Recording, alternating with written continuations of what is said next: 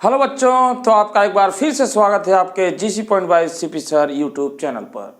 तो बच्चों, आज हम लोग कक्षा 12 में भौतिक विज्ञान इलेक्ट्रॉनिक भौतिकी देखेंगे, जिसमें है अर्धचालक, संधि, डायोड तथा ट्रांजिस्टर। तो semiconductor junction, diode and transistor की बात करेंगे आज हम लोग इलेक्ट्रॉनिक भौतिकी में। तो बच्चों, सबसे पहले इसमें जो टॉपिक है अर्धचालक, तो इसको हम लोग समझते हैं। अर्धचालक जो है बच्चों, ये तीन इसके जो टाइप्स हैं, यानी कंडक्टिविटी के आधार पर पदार्थों के तीन प्रकार होते हैं। देखिए, पहली कंडीशन में है चालक यानी कंडक्टर, दूसरा आपका अचालक और तीसरा आपका अर्धचालक। तो बच्चों, आपका अर्धचालक जो होता है ये चालक और अचालक के बीच की कड़ी है, यानी ये बीच के आता है। तो बच्चों, इसको पूरी तरीके से समझने के लिए सबसे पहले हमको ये समझना पड़ेगा कि बैंड थ्योरी क्या है। बैंड थ्योरी यानी ये बैंड क्या है, इस बैंड को आपको समझना पड़ेगा, क्योंकि बैंड थ्योरी के आधार पर इनका हम लोग ये तीन प्रकार से कैसे कैसे होते हैं, इनका हम लोग पूरा व्याख्या पढ़ेंगे बैंड थ्योरी के आधार पर। तो बैंड थ्योरी क्या है, इसको हम लोग समझते हैं। तो देखिए, इसको समझने के लिए एक छोटा सा उदाहरण हम लोग लेते हैं। देखिए क्या है, जैसे बच्चों हम लोग बात कर लें कि हाइड्रोजन ये एक डायटॉमिक मॉलिक्यूल है। ये एक डायटॉमिक मॉलिक्यूल है बच्चों। तो इसमें देखिए होता क्या है, जैसे कि एक जनरली एक आपका एटम हाइड्रोजन का ये है और इसका ये न्यूक्लियस, ये इसका न्यूक्लियस और इसका एक इलेक्ट्रॉन यहाँ पर पड़ा हुआ है। तो बच्चों, अगर इस तरीके से इसमें ये आइसोलेटेड मैंने लिया, ये आपका एक एटम है और ये है इसका 1s1, और एक एटम अगर हम लोग और लें दूसरा, तो बच्चों ये काफ़ी दूर पर मैंने एक एटम लिया इस तरीके से, और इसमें भी एक इलेक्ट्रॉन पड़ा हुआ है। तो बच्चों देखिए होता क्या है कि जब ये दोनों एटम को पास लाया जाता है तो इनमें इन्फ्लुएंस या यूँ कहें न्यून क्रिया होती है। यानी जब ये दोनों को पास लाते हैं, जैसे हमने इसको पास ले आए, इसको भी पास ले आए, ये प्लस और ये प्लस, इसका इलेक्ट्रॉन यहाँ पर, इसका इलेक्ट्रॉन, तो इन्फ्लुएंस के कारण ये इनमें यानी इनके बीच में अन्योन क्रिया होती है। ये वाला इलेक्ट्रॉन इस तरीके से, और ये दोनों एक दूसरे पर प्रभाव डालते हैं, यानी इन्फ्लुएंस प्रभाव डालते हैं। ये तो प्रभाव डालते हैं जिसके कारण ये दोनों के जो एटम्स हैं ये आपस में ओवरलैप करते हैं, यानी मिलते हैं। तो इनके द्वारा ये कुछ इस प्रकार से बच्चों हो जाता है, ये इस प्रकार से यानी ये इस तरीके से हो जाता है बच्चों। तो इनमें ये एक जो है यहाँ पर एटम है, इसका एक एनर्जी लेवल, ये एनर्जी लेवल होता है, यानी ऊर्जा स्तर, उनका ऊर्जा एक स्तर होता है। तो बच्चों देखिए, जिस तरीके से इसमें क्या होगा कि ये एक आपका एक एटम का है 1s, ये इसका एनर्जी लेवल हो गया, और इसी तरीके से ये एक एनर्जी लेवल हो गया दूसरे वाले का। तो जब ये दोनों आपस में मिलते हैं तो इस तरीके से ये जो है मिल करके ये इस तरीके से कक्षक बनाते हैं। तो बच्चों यहाँ पर आप देख रहे हैं कि इससे इसकी एनर्जी लोएस्ट हो गई, यानी ये लेस एनर्जी वाला हो गया, लेस एनर्जी वाला हो गया, और ये हाईएस्ट एनर्जी वाला हो गया। तो ये जो दोनों इलेक्ट्रॉन हैं, एक इसमें पड़ा हुआ है, एक इसमें पड़ा हुआ है, तो ये दोनों इलेक्ट्रॉन इस लोवेस्ट एनर्जी में विपरीत स्पिन के रूप में रहते हैं। तो यहाँ से ये जो बॉन्ड बनाते हैं ये स्ट्रांगली बॉन्डेड होता है, ये इसमें से एनर्जी इसमें से लूज हो गई, यानी ये स्ट्रांगली बॉन्डेड बन जाता है। ठीक है बच्चों, तो ये जो है इसका ऊपर का ये लेवल है, इसको एक और अच्छे एग्जाम्पल से समझते हैं कि देखिए, जैसे हम लोग कोई ठोस परमाणु ले रहे हैं, मेटल ले रहे हैं, सोडियम। देखिए, जैसे सोडियम की बात कर लें बच्चों, सोडियम, तो सोडियम का हमने ये लिया इस तरीके से, एक एटम लिया, और इसमें देखिए ये 1s2 2s2 2p6 और 3s1, इस तरीके से इसमें इलेक्ट्रॉन्स होते हैं। तो बच्चों इसमें देखिए कि ये सोडियम एटम है। अगर हम इसमें बात करें एनर्जी लेवल की, तो देखिए जिस तरीके से ये एनर्जी लेवल है, तो ये आपका जो एनर्जी लेवल होगा, थोड़ा सा मैं इसको यहाँ बना दूँ, तो इस तरीके से ये एनर्जी लेवल की अगर हम बात करें बच्चों, तो इसमें ये पहला एनर्जी लेवल होगा, ये होगा 1s, और इसके बाद ये होगा 2s, और ये होगा आपका 2p, और इसके बाद बच्चों ये हो जाएगा 3s। और बच्चों इसके बाद भी एनर्जी लेवल होते हैं, यानी ये एनर्जी लेवल होते हैं, इसमें इलेक्ट्रॉन्स तो नहीं होते परंतु एनर्जी लेवल होते हैं, यानी इनका ऊर्जा स्तर होता है। 3s के बाद ये 3p भी होगा, 3p के बाद बच्चों ये 4s आ जाएगा, इसके बाद ये 3d आ जाएगा, इस तरीके से बच्चों ये आ जाएगा। तो इसमें एनर्जी लेवल होते हैं। अब इसमें इलेक्ट्रॉन अगर देखे जाएं तो पहले वाले में बच्चों ये 2 इलेक्ट्रॉन हैं इस तरीके से, इस वाले में बच्चों ये भी 2 इलेक्ट्रॉन पड़े हुए हैं इसमें, और इसमें बच्चों 6 इलेक्ट्रॉन हैं। तो ये इस तरीके से 6 इलेक्ट्रॉन इसमें होते हैं, और इसमें आपका 1 इलेक्ट्रॉन है। तो बच्चों ये इसके ऊपर एनर्जी लेवल होते हैं। अगर इसको थोड़ी सी एनर्जी मिल जाए, ये खाली पड़े हुए हैं, तो ये इसमें जा सकता है, ये इसमें जा सकता है। तो बच्चों हमको पहले इस पर फोकस करना होगा, यहाँ पर 3s वाले पर, 3s वाले पर फोकस करना होगा। तो बच्चों देखिए यहाँ पर, तो ये तो बात हो गई बच्चों एक एटम की। ये सोडियम का कोई एक एटम है, ये आपका एक एटम है। अगर इसी तरीके से एक एटम में और ले लूँ और ये आपस में दोनों मिले, तो इसका भी देखिए इसमें एनर्जी लेवल होगा। ये आपका हो जाएगा 1s, ये हो जाएगा 2s, ये हो जाएगा 2p, ये हो जाएगा बच्चों 3s और 3s, और ये हो जाएगा आपका 3p,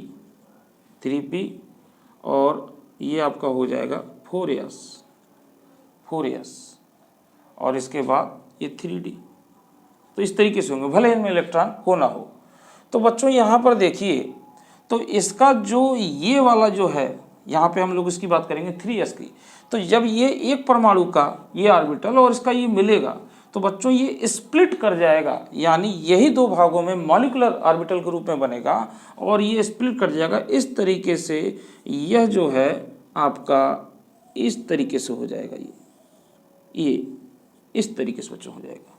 तो बच्चों इसके बीच में ये एक गैप है जिसे एनर्जी गैप कह रहे हैं। तो ये तो केवल 2 एटम के बीच की बात है। अगर इस तरीके से बच्चों यहाँ पर इसमें अगर हम लोग एटम की संख्या ले लें 6.022 इंटू 10⁻23, यानी आवोगाद्रो की नंबर के बराबर अगर एटम्स को लिया जाए, तो बच्चों ये जो विड्थ है, यानी इसकी जो चौड़ाई है, ये बढ़ती है, क्योंकि इसमें इतने एटम्स के बराबर ये स्प्लिट करेगा। यानी अगर ये 2 एटम लिए हैं तो इस तरीके से ये स्प्लिट करता है, 2 भागों में बढ़ जाता है, ये 2 भागों में बढ़ जाता है। अगर इसमें इतने सारे परमाणु लिए जाएं, यानी यहाँ पर अगर ये 1 से 2 हो रहा है, यानी इतने एटम लें, तो यानी 2n इसके बराबर, यानी आवोगाद्रो नंबर, ये स्प्लिट कर जाएगा। और स्प्लिट करने के बाद बच्चों इसमें कुछ इस तरीके से ये पट्टियाँ बननी चालू हो जाएंगी, इसमें से पट्टियाँ, यानी अगर तो इसको अगर देखा जाए, इसको जूम करके अगर देखा जाए इस तरीके से, तो ये कुछ इस प्रकार से बच्चों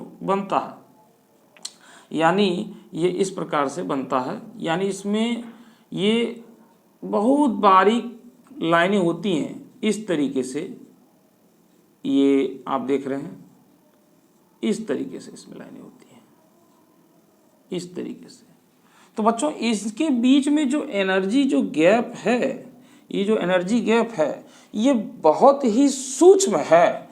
लगभग इसको हम लोग 0 मान सकते हैं, मतलब नगण्य मान सकते हैं, ये है नहीं, मगर होता है थोड़ा सा। ये फॉरबिडन जोन नहीं है, परंतु ये एक एनर्जी गैप है, ऊर्जा अंतराल इन पट्टियों के बीच का।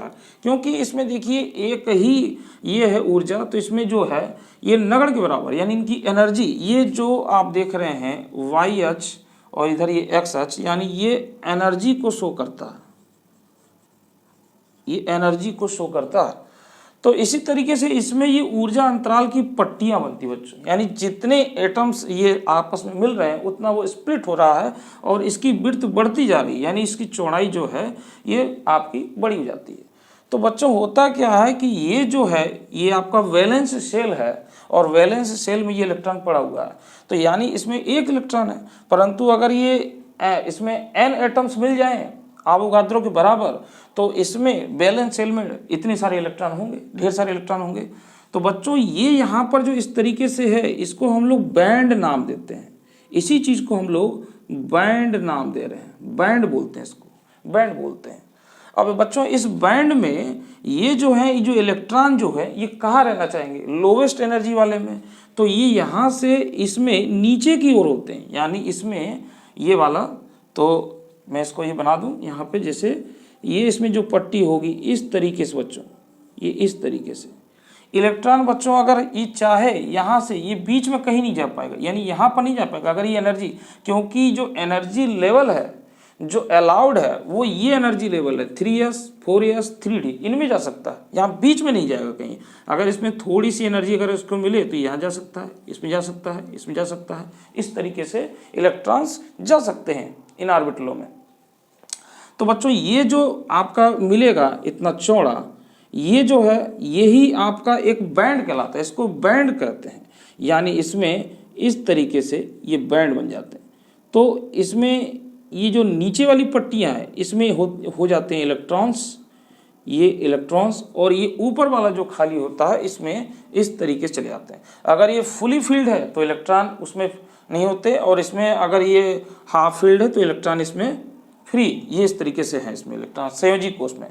तो बच्चों ये जो है ये बैंड दो प्रकार का होता है। एक बैंड को हम लोग बोलते हैं संयोजी बैंड, संयोजी बैंड,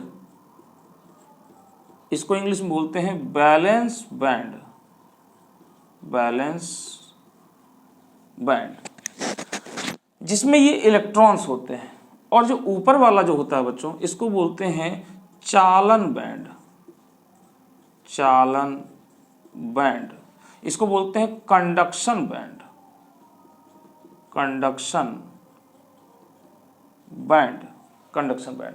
तो बच्चों ये बैंड दो प्रकार का होता है और इनमें एनर्जी गैप के ऊपर के आधार पर ही हम लोग चालक, अचालक और अर्धचालक के बारे में बात करेंगे। इस एनर्जी गैप का ही एक रोल होता है।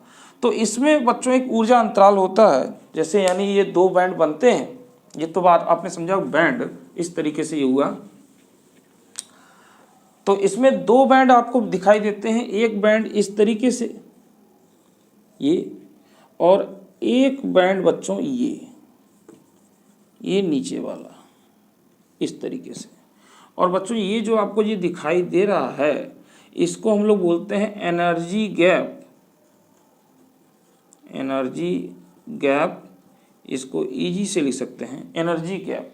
तो बच्चों ये जो एनर्जी गैप होता है दोनों के बीच में, यानी इसमें जो इलेक्ट्रॉन्स पड़े हुए हैं बैलेंस बॉन्ड में, अगर एनर्जी गैप बच्चों इतना कम है कि आसानी से इलेक्ट्रॉन इसमें जा सकते हैं तो इसमें धारा का संचरण का प्रभाव हो सकता है, यानी धारा संचित हो सकती है। उस कंडीशन में जो ये पदार्थ होगा वो चालक की तरह कार्य करेगा, पहली चीज यहाँ पर। तो बच्चों ये एनर्जी गैप, इसी को ऊर्जा अंतराल बोलते हैं या इसको फॉरबिडन जोन भी बोलते हैं, इसको हम लोग फॉरबिडन जोन बोलते हैं, इसको हम लोग फॉरबिडन जोन बोलते हैं, फॉरबिडन जोन इसको बोलते हैं, या एनर्जी गैप बोलते हैं, या निषिद्ध ऊर्जा क्षेत्र भी इसको बोलते हैं, कई नाम होते हैं। तो बच्चों इसके आधार पर ये यहाँ पर ऊर्जा अंतराल का कोई फिक्स मान नहीं है, परंतु ये एक माना गया लगभग कि अगर ये एनर्जी गैप जो है, इस एनर्जी गैप का मान जो है आपका 3 इलेक्ट्रॉन वोल्ट से बहुत अधिक है, बहुत अधिक है, इससे बहुत अधिक है, यानी वेरी लार्ज, अगर ये है बहुत ज़्यादा है तो बच्चों वो पदार्थ जो होगा वो अचालक की तरह व्यवहार करेगा। यानी एनर्जी गैप इतना ज़्यादा होने की वजह से, यानी कहने का मतलब बच्चों ये है कि अगर ये हमारा आपका कंडक्शन बैंड है और ये हमारा जो है आपका बैलेंस बैंड है, ये आपका बैलेंस बैंड है, तो इसमें जो एनर्जी गैप है ये वेरी लार्ज है। अगर वेरी लार्ज है यानी जो एनर्जी गैप है ये आपका बहुत ज़्यादा है 3 इलेक्ट्रॉन वोल्ट से, तो बच्चों ये इसमें से इलेक्ट्रॉन इसमें जो है वो शिफ्ट नहीं हो पाएंगे। तो इलेक्ट्रॉन इनको ऊर्जा देने पर भी और इस तरीके से भी ये जो है इलेक्ट्रॉन इसमें प्रवेश नहीं कर पाते, जिसके कारण इसमें धारा का संचरण नहीं हो पाता, चालन नहीं हो पाता। तो ये आपका अचालक की तरह कार्य करते हैं। अगर बच्चों ये जो कंडक्शन बैंड है, ये आपका कंडक्शन बैंड है और ये जो है आपका बैलेंस बैंड है, अगर इसमें एनर्जी गैप बहुत कम है यानी इस तरीके से बैलेंस बैंड, तो ये बच्चों चालक का होता है। तो ये दोनों पट्टियां जो हैं ये ओवरलैप कर जाती हैं, ये आपस में अतिव्यापित हो जाती है और आसानी से इलेक्ट्रॉन इसमें फ्लो कर जाते हैं, जिससे धारा का संचरण हो जाता है। तो बच्चों चालक में ये जो होता है एनर्जी गैप ये बहुत ही कम होता है, जिसके कारण जो चालक होते हैं, मतलब ये धातु वगैरह होते हैं, धातुओं में इस तरीके से होता है। इसलिए जो मेटल्स होते हैं वो metals is a good conductor, यानी ये एक अच्छे चालक की तरह कार्य करते हैं।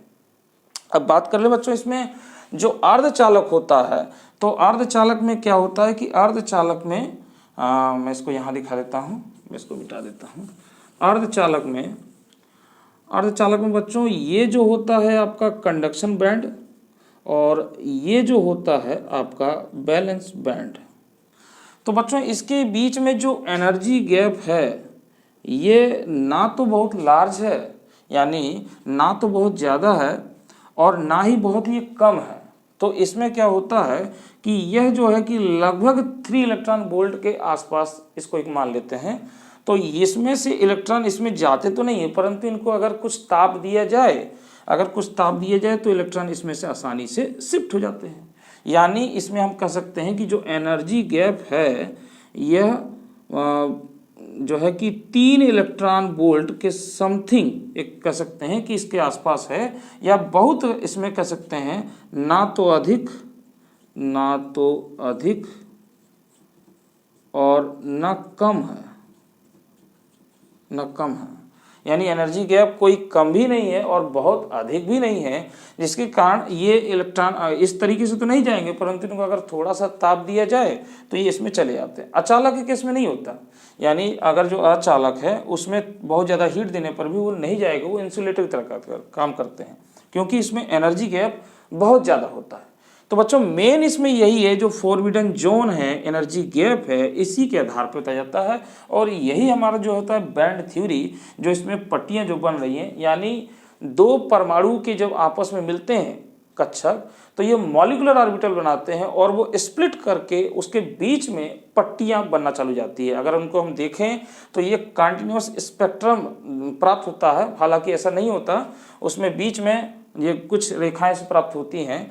तो ये जो स्प्लिट करके ये 2 भागों में बढ़ती हैं, तो ये जो बीच की इसकी जो चौड़ाई होती है, इसी चीज़ को हम लोग बैंड नाम देते हैं। और ये बैंड 2 प्रकार से होता है, जैसे कि मैंने आपको बताया कि एक आपका कंडक्शन बैंड और एक आपका बैलेंस बैंड। ठीक है बच्चों, तो ये मैंने आपको समझाया बैंड के आधार पर चालक, अचालक और अर्धचालक। तो बच्चों बात यहाँ पे ख़त्म नहीं होती है। अर्धचालक जो है इसका बहुत बड़ा ही टॉपिक है, इसको मैं डिटेल समझाऊंगा। और जो मैंने जो चीज़ समझाई है, अब इसको हम लोग नेक्स्ट अगली वीडियो में इसको लिखेंगे और समझेंगे, मतलब उसको नोट्स के रूप में देखेंगे। तो ये जो मैंने समझाई इसी चीज़ को हम लोग लिखेंगे, चालक, अचालक और अर्धचालक। तो बच्चों तब तक के लिए मुझे दीजिए इजाज़त। Good night, Vande Mataram.